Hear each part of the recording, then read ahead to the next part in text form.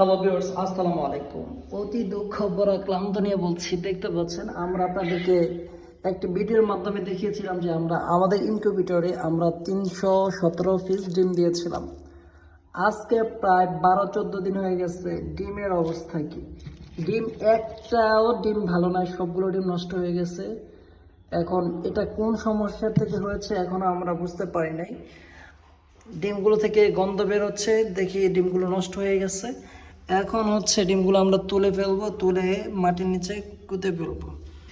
তো আসলে বিষয়টা অনেক কষ্ট লাগতেছে, অনেক খারাপ লাগতেছে। আসলে চেয়েছিলাম যে ভালো কিছু, বাচ্চাগুলো ফুটবে সে অনুযায়ী আমরা ঘর তৈরি করতেছি।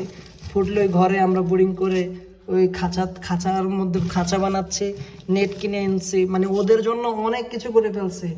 আর এখন ভাই বিষয়টা অনেক খারাপ লাগতেছে যে তুলে এখন ডিমগুলো ফেলে দিতে হচ্ছে। আসলে এসব কথা বলতে গেলে অনেক খারাপ লাগে।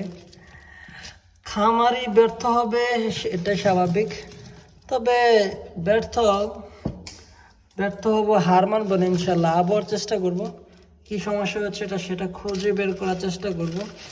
তারপর আবার ডিম দেবো ইনশাল্লাহ। ডিম আবার ব্যবস্থা যোগাচ্ছি, কিন্তু এই ডিমগুলো কেন হচ্ছে না, কেন আসে না আমি জানি না। আপনারা যারা অভিজ্ঞ আছেন তো তারা কিন্তু আমাকে অবশ্যই জানাবেন যে এই ডিমগুলোতে কেন বাচ্চা ফুটে না। আর 2টা দিন গেলে কিন্তু বাচ্চা ফুটতো। ডিমগুলো এখনো ভিতরে পুরো সাদা, ডিমগুলো ভাঙা দেখছি, ভিতরে কিছু নেই। তো কারণ আর আমার প্রায় 14 দিন হয়ে গেছে, 15, 16, 17, 3 দিন পর বাচ্চা ফুটার কথা। এখন এগুলো হেসিংয়ে দেওয়ার কথা, কিন্তু আমি এখন এদেরকে মাটির নিচে কুতে আসবো। আসলে এটাই হচ্ছে নসিব। তো যারা কয়েল পাখির ডিম ফুটাতে চাচ্ছেন তারা একটু সাবধানে ফুটাবেন, সতর্কতা অবলম্বন করবেন, ডিম ঠিক আছে কিনা সেটা চেক করবেন।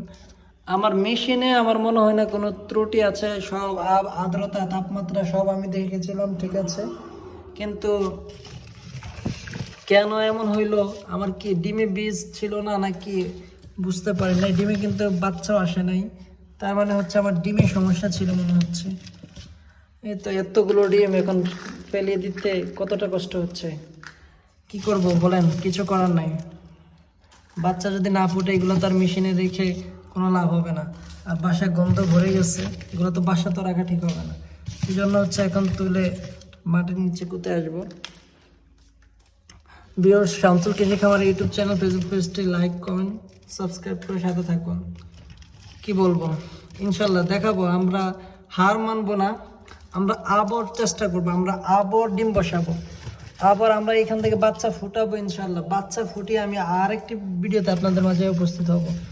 আমি বাচ্চা নিয়ে আপনাদের মাঝে উপস্থিত হব, আমি আবার বাচ্চা ফুটাবো ইনশাল্লাহ। সবাই আমার জন্য দোয়া করবেন, ধৈর্য ধারণ করতে পারি সেই তৌফিক যাতে আল্লাহ দেয়।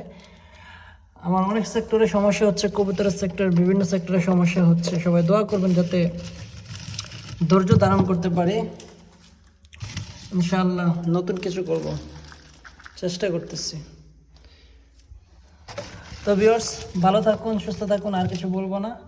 সবার মতামত কমেন্ট বক্সে জানিয়ে যাবেন। আসসালামু আলাইকুম।